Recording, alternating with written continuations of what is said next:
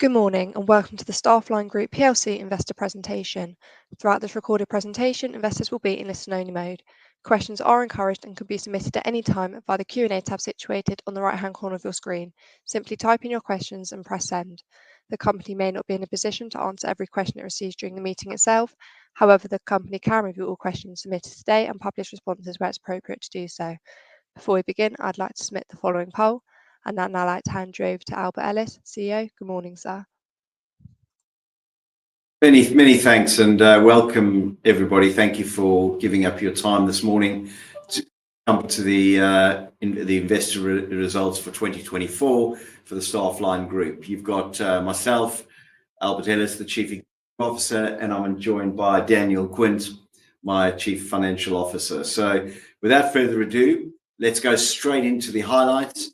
As you can see, the main point of this morning was to confirm the results of last year, which we pre-announced in a pre-closed trading statement, highlighting that the business, in terms of hours, was up 10% in the year compared to the prior year. So a really strong performance in hours, and this was mainly driven by new business. This was in the food distribution, essential logistics and food distribution networks, where we're providing mainly blue-collar labour. Interestingly, perm revenue was up too, and this is against the background of a very weak recruitment market, but once again, through a strategy that's been implemented to target perm revenue increases where it's possible. I'm so pleased that we were able to lift perm by a double digit during the year. One of the metrics that we follow very closely is a conversion ratio, and this really demonstrates the efficiency of any recruiter and takes the percentage of operating profit as a percentage of gross profit and maps it against its peers. And we've risen by over 20% there to 14.3%, one of the best conversion ratios as a group that we've seen and we've reported in recent times. When we come on to the divisional businesses, I'll go through their individual ratios, which are absolutely stunning. Share buybacks, we've been active in the market. We bought back almost a fifth of our equity over the last just under 2 years at an average price of 32. And all this activity has been from trading cash flow. Net cash at the end of the year, Daniel will go into that in his section, and he will also talk about some of the details with the disposal of People Plus, which we as a board, after a strategic review, deemed it to be non-core as its training and employability to recruitment, and we disposed of it for 12 million. And you would have seen that announcement a couple of months ago if you were watching. So with that, over to Daniel. Just before we go over to Daniel, I was going to go through, for those of you that don't know us, just a quick snapshot of the group. You can see we've got STAFFLINE, and this is after the disposal of People Plus. You've got STAFFLINE GB, which is England, Wales and Scotland, and that is just under 900 million. You've got STAFFLINE Ireland, which is the island of Ireland, both Northern Ireland and the Republic of Ireland, and that's just a little over 100 million in revenue. And there's some of the sort of key clients, and I'll talk about those in the section on recruitment, but some really top brands and customers that we have in the group, which we're very proud of. And as you can see on the left-hand side, the scale and reach of the group is quite phenomenal, right across the islands, with 40,000 temp workers at our peak and on over 400 customer sites. So the scale and reach of the business is really its key differentiator. Daniel. Thank you, Albert. Good morning, everyone. Very good to be presenting to you today in what is, of course, very interesting times, running a business in the current economic climate. But we sit here today with a business that, as Albert alluded to earlier, has been developed over the last few years with a really strong strategy of getting close to our customers and supporting them through good times, but also challenging times. And hence we have the results that we have today for FY24. Very pleased to report revenue up 14% to £992.9 million, That's partly as a result of an increase in the national living wage, but very much driven by the growth that we've seen, organic growth in our key food and logistics customers. And the real sign of that is our fees. Gross profit up 10.3% across the recruitment businesses, which of course, when benchmarking across the rest of the recruitment sector, is helped by the fact that we are a 90% plus temporary worker model business. I think the perm businesses have been a bit challenged in 2024 versus 2023, although as Albert's already mentioned, our perm is actually up 17%, a real laser focus on taking on some really good permanent contracts in both GB and Ireland. And all of those things, the temporary worker model, the laser focus on winning really great permanent activity work has driven that gross profit up 10.3%. And then the final cog in the wheel is an absolute, really drilled attention to cost control. And that's enabled underlying operating profit to increase 40.3% from 7.2 to 10.1 million pounds, driven, as Albert alluded to earlier, by that conversion, as you can see in the bottom under that graph, conversion improving across the group from 11.2 to 14.3%. These numbers provide the group with a great platform for 2025, not ignoring the fact that 2025, of course, has just seen the increase in employers' national insurance and the current economic reality around tariffs. But this group is really well prepared with really solid foundations. And that takes me on to the next slide, which is regarding the financing. So in FY24, we saw net finance charges increase by 1.2 million to 4.9. That was partly driven from two things. Firstly, the slightly higher for longer interest rates than we were originally expecting, but more predominantly driven by our growth. But the great underlying operating profit growth on the previous slides more than countered to that increase in finance charges. And of course, we have already seen 3 interest rate reductions since August last year, and possibly some more during this year, which we'll see. Regarding cash, a great result at the end of the year, 9.6 million of cash, up 5.8 million pounds on the prior year. And from a financing headroom, we ended the year with over 75 million pounds worth of financing headroom. This was a business that used to have 100 million of net debt in 5 years ago. We now have nearly 10 million of net cash at the end of the year, and over 75 million of financing headroom, something that we're really proud of. And I'd like to comment at this stage, not just in terms of the trading performance of our management teams, the senior teams and throughout the organisation, but also the finance teams to be able to deliver these numbers, a really important contribution.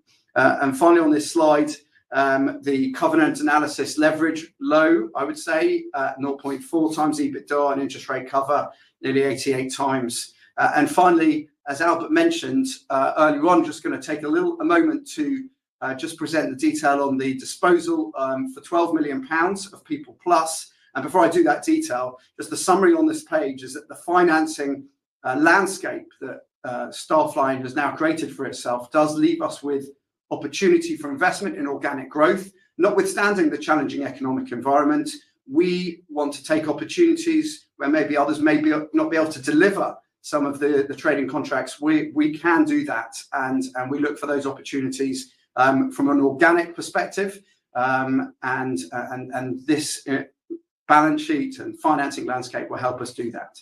So just some of the key characteristics of the People Plus transaction: cash consideration of 12 million, which includes 2 million of deferred.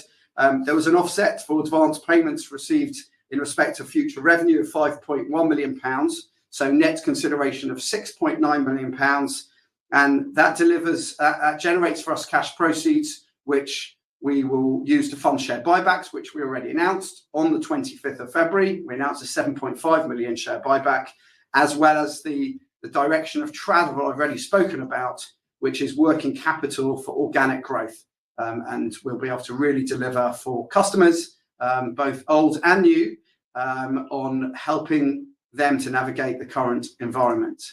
And finally, from me, just to show you the key components of the cash movement over the year. This is presented on a pre-IFRS 16 basis. The headline from this is that we actually generated in year £10.2 million, which enabled us to do own share purchases, mostly share buybacks, some EBT purchases of £4.4 million. The key elements of that cash driver, the strong trading cash flows you can see there, and then the really strong tight working capital management, which generated an inflow of £4 million.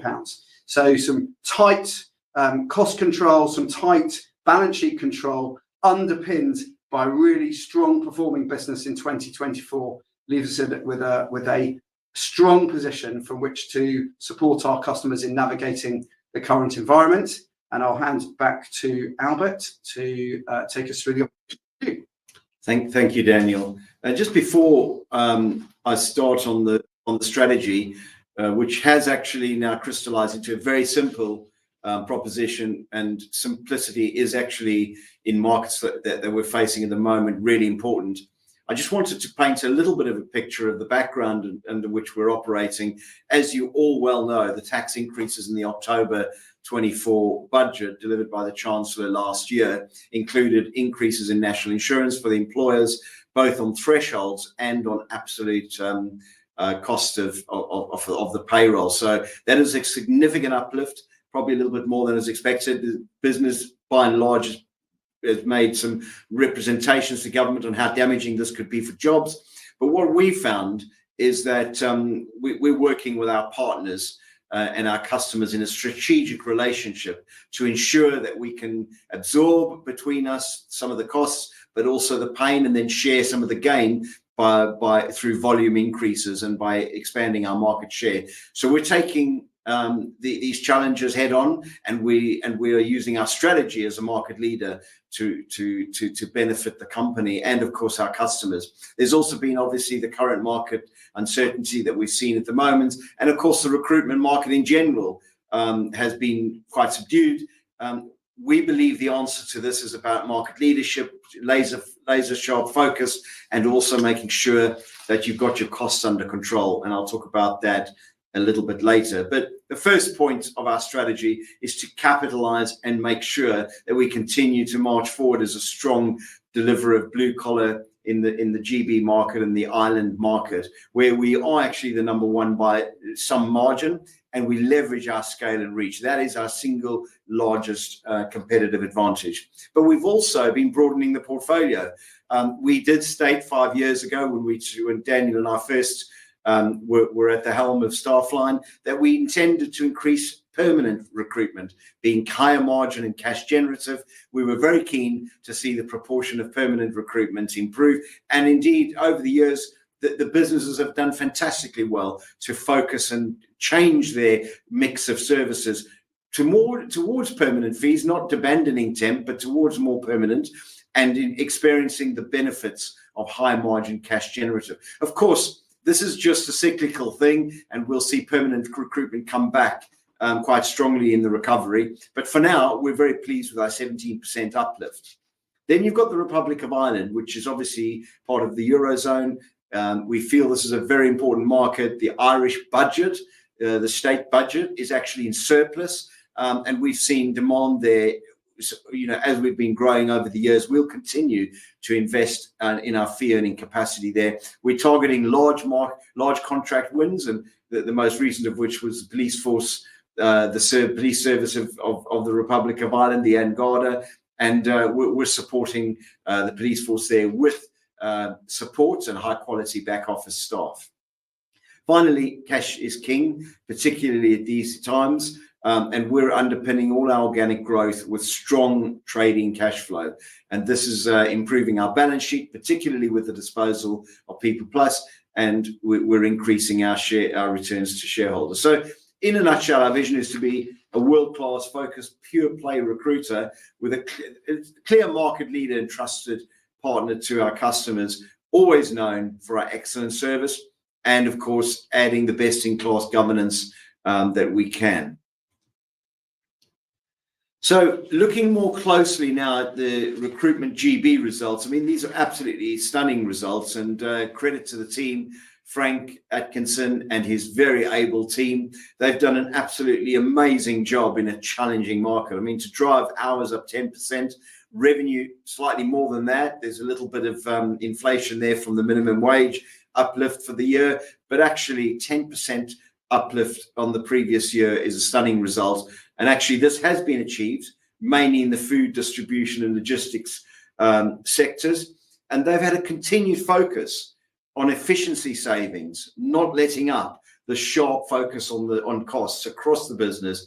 And this is reflected in overall overheads being held back as gross profit has increased. I mean, the flow through to profit is stunning. I mean, that's a very high percentage for any recruiter to get in a good market, let alone the market that we're in today. Now, we've also had a reasonably good peak, Christmas and Black Friday, very, very strong trading. Our key customers, as I'll talk to in a minute, have all posted some good results over the Christmas period. But there you go with the perm fees again, driven by the G4S contract, which is a managed service, very innovative, and just shows that you can find perm fees even in difficult recruitment markets. Once again, this result has benefited from the scale, the focus on delivery excellence, without which we wouldn't have any customers. And of course, there's been a flight to quality in the last few years, which we've benefited from. Now talking a little bit more about these customers, I mean, if you look at Tesco's, for example, we've increased our market share in all of these customers, but in Tesco particularly, we increased our market share through acquiring new depots from competitors and successfully demonstrating that we can deliver into those new depots at scale and manage transitions. GXO has been a tremendous partner for us, and we've seen that they've benefited from the trend to third-party outsourcing, both with Sainsbury's and other companies, and we've helped and supported GXO with their labour requirements. So these are two specific brands where we've expanded our market share through excellence in delivery. And then you've got Morrison's over there, where at the beginning of the year we announced in 2024 that we had secured a sole suppliership, and we're delighted that relationship is going as well as it has. We've also got half an eye on Wincanton, that's GXO's acquisition of Wincanton, where we do support the team there, and we're obviously stand ready to support the combined entity as and when the Competition and Markets Authority sign that off. So in summary, our market share of our top 20 customers improved by 27%. At the half year, that was 17%. So as you can see, we gathered momentum into the second half, which has continued into 2025. There's your hours graphs, and I talked about the 10% increase. This is the key metric that drives our profitability, and you can see it accelerates through the second quarter. The gap gets bigger through the third quarter, and we end the year on a high there on weekly hours. So a really strong performance by the team, and congratulations to them. Moving on to Ireland, and this is an also slightly smaller business, perfectly formed. And Tina McKenzie and her team have done an absolutely fantastic job lifting profits in a year where all recruiters posted declines and multiple profit warnings, lifted profits by 1 million to 2.8 million, and grew gross profit by 14.6%. I mean, this business is far more white collar than blue collar. Ireland doesn't have the volume and scale. I mean, population is much smaller than the mainland. And so we're focusing on white collar recruitment there, and HR consulting, as I'll come on to talk about. So if you look at the revenue, just to give you an explanation on that being similar to the prior year, that's because in the temporary market, it hasn't really been very strong. It's been flat for the year, and we've not seen much growth. And as I've said, there's been some headwinds on the temporary side, and the team is then focused on white collar recruitment, and in particular where they've been able to provide some stunning HR consulting, which has boosted gross margins. And so that in particular, along with all the permanent recruitment that they've won, has boosted their gross profit by double digits. And you can see permanent fees up 38% last year. And you're not talking about a small business in the sense that it's not a market leader. It's a small business compared to GB, but actually in the island of Ireland, our Irish business is the market leader in Northern Ireland and is fast catching the market leaders in the Republic. So a large brand to be reckoned with in Ireland. Operating profit has benefited from a tough control of costs, excellent profit conversion, both in Ireland and in GB, both touching 20%. I mean, those are absolutely stunning results. If you compare them right across the recruitment market, you won't see anything like that. And then finally, just a little note on the police services of the Republic of Ireland, where we've secured sole supplyship of their back office and their support staff recruitment. That's been mobilised. It's obviously cost us quite a bit of upfront mobilisation costs and investment, and we're now starting to see the steady flow of requirements, which is good to see. Daniel. Thank you, Albert. So just wanted to make some comments on ESG. This group sees a very, very important position from delivery, both to workers across GB and Ireland, as well as to the communities that our workers in terms of its contribution to the ESG agenda and the ESG values that the group extols. And there's a few of those, and some of these stats really represent those values that are very important to us. Of course, the core one is helping people into work, and as you can see, we helped over 98,000 people into work. Secondly, helping unemployed people into work.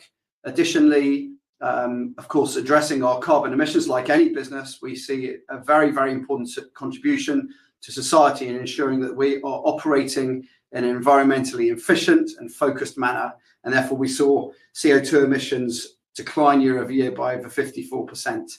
Additionally, and I do want to mention this openly, that having divested of People Plus, we actually are continuing our strategic commercial relationship with People Plus, and therefore the education in prisons and our relationships with People Plus will allow us to support them in helping workers get jobs after they come out of prison, and that is very, very important to the group as we move forward, having divested with People Plus of People Plus in February. So all these things are very, very important for the group in ensuring that we are delivering value for shareholders, but as well as that, contributing to the values that our stakeholders, our other stakeholders, employees, suppliers, our customers, and general society see as important regarding ESG, and we'll continue to drive that forward over the coming period. And just hand back to Albert now to summarise the presentation, and then we'll move to Q&A after that. Thank you, Daniel. Daniel makes a very good point about People Plus and the relationship. We divested of People Plus because it was non-core for us.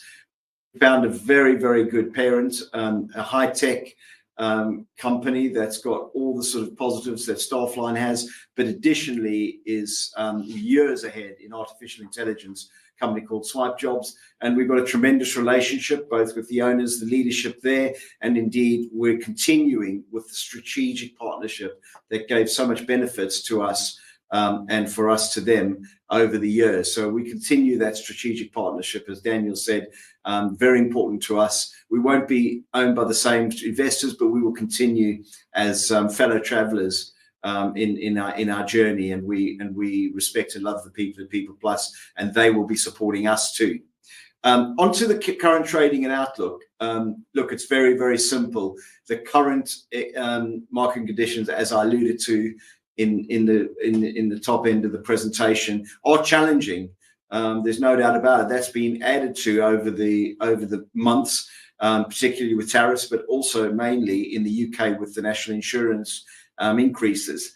And our focus is laser sharp on the blue collar recruitment area, where we are providing essential workers in a tight labour market to customers that have large scale and are dependent on those essential workers to move their goods and services around the country. And that includes driving, of course, HGV driving, and a host of other roles and labour. And so, we exceeded expectations last year. The momentum was strong towards the end of the year. That continues into the first quarter. The first quarter has been in line and slightly ahead in many areas. of budget. So we feel confident about the year ahead. And the scale and reach is what's going to help us face these headwinds. The investment of People Plus is really important for our investors who recognise that possibly the business was non-core and have supported our transaction. And indeed, the balance sheet then benefits, and also we've expanded our cash resources to now leverage and focus into the core market of recruitment. We do have ongoing demand for blue collar, but we also have demand for our technical expertise in our Omega brands, in our Datum brand, our RPO brand. There is ongoing demand, and we've seen some recovery in demand in those business. A little, very, very, very early green shoots, but we've seen some recovery in this year. And then finally, just to restate it for the record, the board is confident that trading will remain in line with expectations for the full year 2025, and our strategy is obviously to leverage our pure play recruitment status with all of our customers and indeed our candidates as well in a tight labour market. So with that, happy to answer any questions. Thank you for listening. Thank you for being with us. We're available for a few minutes to answer questions. Albert, Daniel, thank you very much for your presentation. Ladies and gentlemen, please do continue to submit your questions just by using the Q&A tab situated on the top right-hand corner of your screen. Just while the company take a few moments to review those questions submitted today, I'd like to remind you that a recording of this presentation, along with a copy of the slides and the published Q&A, can be accessed by our investor dashboard. And Daniel, could I please ask you to read out the questions and give responses where appropriate to do so, and I'll pick up from you at the end.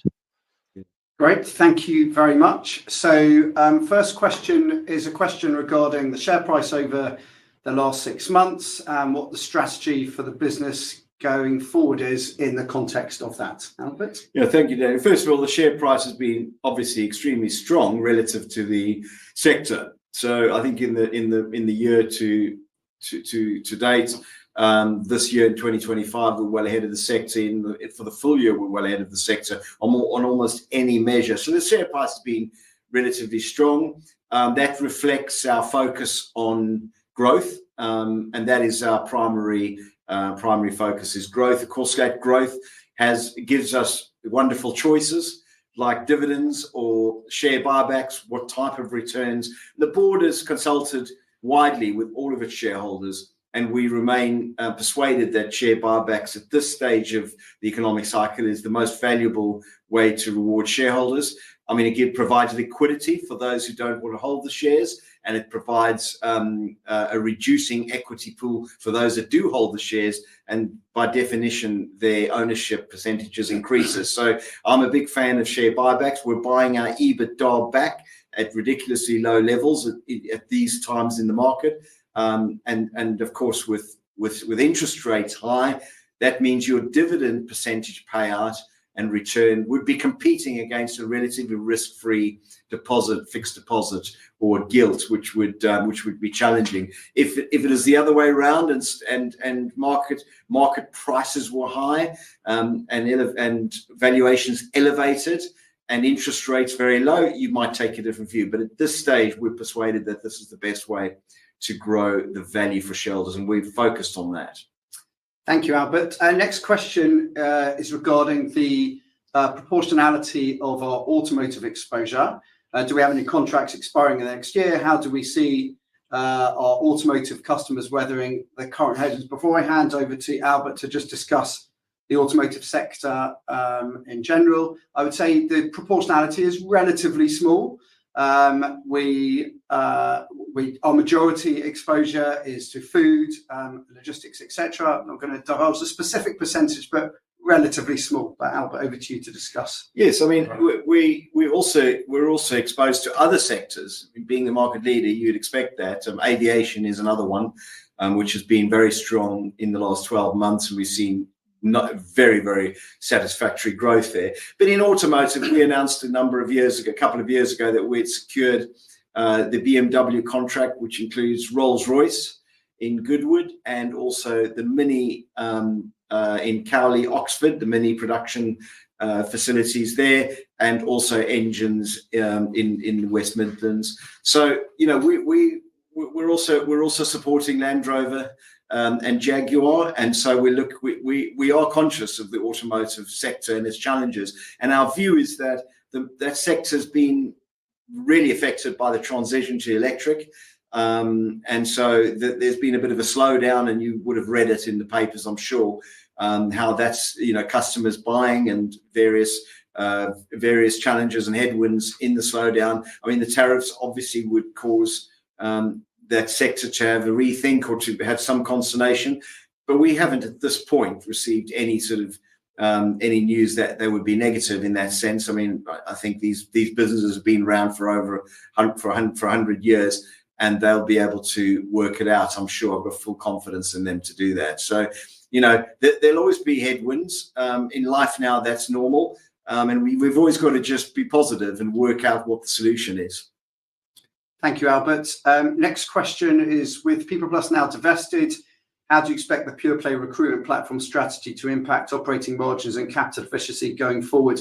Again, I'm just going to make a comment before I maybe just hand over to Albert as well. So operating margin perspective, PeoplePlus was a higher gross profit margin business, but actually from a capital efficiency perspective, PeoplePlus actually had a number of properties throughout the UK, and we don't obviously we don't have those anymore. We operate largely our recruitment businesses on site. We have some branches as well and a couple of head offices, but I see that as a very efficient way. For Albert and I were just talking this morning about the efficiency of that model. So we're very pleased with the basis for going forward from an operating margin and efficiency perspective. I don't know if you had anything to add to that. Yeah, I mean, both businesses, PeoplePlus and recruitment, have an element of mobilization and upfront investment when they secure large contracts. So in that respect, very similar. But the recruitment business, as they grow, they tend to absorb capital. So you've got to really watch your debtor days, your risk on outstanding debtors. Those are the sorts of things that you're focused on with PeoplePlus. 90% plus of their revenues from government, so you tend to sort of your risk on recovery of outstanding debtors might be low or remote, but you've got upfront mobilization costs in terms of capex and offices, as Daniel's just said. So slightly different models, but broadly similar in the way they pan out. But the only thing I would say is that in terms of efficiency, recruitment can be extremely efficient. If you are generating strong trading cash flows, as they grow, they spin off cash. Yes, there's a portion to be invested in the working capital, but we've found over the years that we can do that, and banks, and particularly the banks that we've partnered with, are very happy, provided we are hitting their metrics and their KPIs, to advance debtor financing on those recruitment activities. They're imminently financeable. So, recruitment businesses, if you get them right, can be very rewarding. They can also go wrong very quickly if you don't understand what you're doing. But essentially, it's a cash generative business. It doesn't have high capital investment requirements, and it's a sort of it's a business that requires a light touch, understanding people, and ultimately servicing your customers, because the barriers to entry are quite low. So it's about excellence in delivery. Thank you, Albert. Next question was about buybacks and EBT purchases, where we might consider reinstating dividends. I think, Albert, you've already covered that in your answer to the first question. Next question, a multi-part question, which I think Albert will take the first one. So please share with us comments that customers are saying about tariffs. Second part, EBIT increase that can be expected from the Garda contract in Ireland in 2025, and the investment we made based on the investment made in FY24. And then thirdly, a little bit more about the opportunity to invest in organic growth. So maybe, Albert, you'll take the tariffs and organic growth question, and I'll take the afterwards. I'm not an expert in tariffs, so I won't go into detail there. But what I will say is that BMW, we know that BMW have some significant operations in the US, where they build many of their vehicles, particularly their SUVs, and they export them all over the world. They are present in almost every country. So in the sense that tariffs are a new challenge for them, I'm sure, and we don't sort of have any indication that they're panicking or that they feel that this is going to affect the business. They are well ahead in terms of their electric vehicle offering.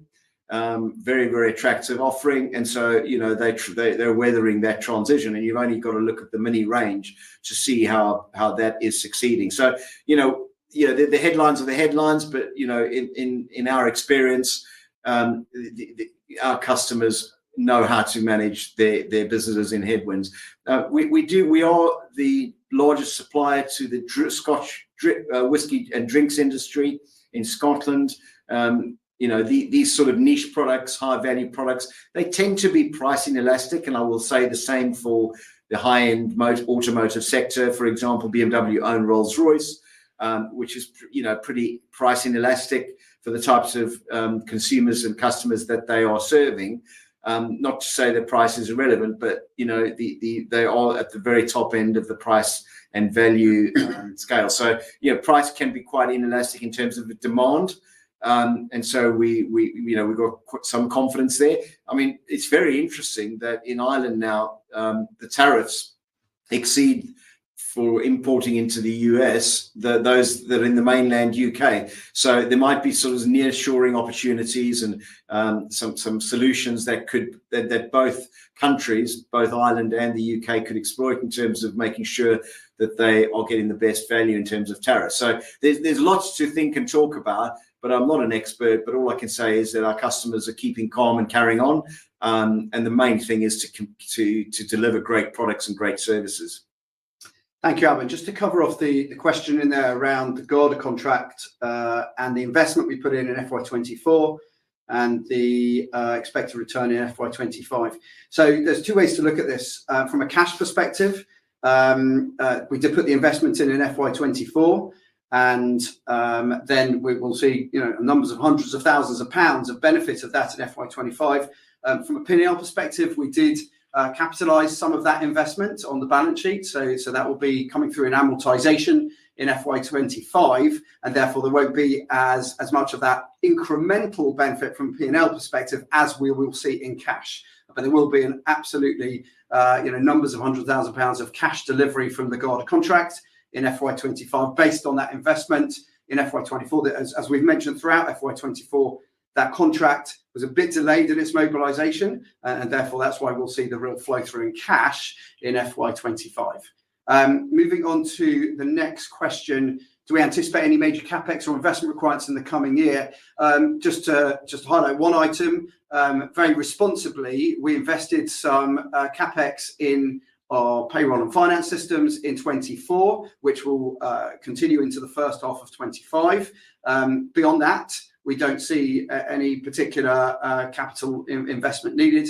Very important, as you've seen over the last couple of years, we've seen significant growth, organic growth in our recruitment business, specifically in GB. And we want to make sure that from a scale perspective, a cyber control perspective, that our systems are absolutely tip-top and ready to deliver the next stage of our growth, which, as Albert and I hopefully have communicated today, notwithstanding that the challenging wider economic environment, we believe that we can deliver for the group, for its shareholders and all other stakeholders. So hopefully we should see the fruits of that investment over the coming years. Albert, just maybe like to just summarise and finish off. Yes, so thank you for those questions, everybody. Really made us think, keep us on our toes there, and hopefully you've got the gist of the message and the detail on the results. As I said, if I can restate some of the positives, we're a pure play blue collar and white collar recruitment business now. In my view, actually having a global business with small operations in many countries across the world will pose quite a challenge in the years to come. What I've always believed in is having market share as much as you can, acquiring or being the market leader in your market and having the advantages of scale and reach. I think, subscale operations are going to be challenging to manage and to be profitable, particularly with the current politics and geopolitical risk. So therefore, I'm delighted that we've got this really strong footprint in the UK and the island of Ireland, supporting and cross-fertilizing all of the areas of the business and providing that reach and that scale for customers, which is really world-beating and world-class. So we're a highly cash-generative business. We'll continue to buy our shares in the market at these really good low-level value levels, and we will return cash to shareholders where appropriate. So bright outlook for us. We're very confident about our results for the next 12 months. We are in line with expectations currently. The first quarter has been slightly better than budget, in line with our management's expectations. And so we're set fair. We're going to have our AGM in a few weeks, and we might be updating the market at that point. We'll see if there's anything that we can usefully say.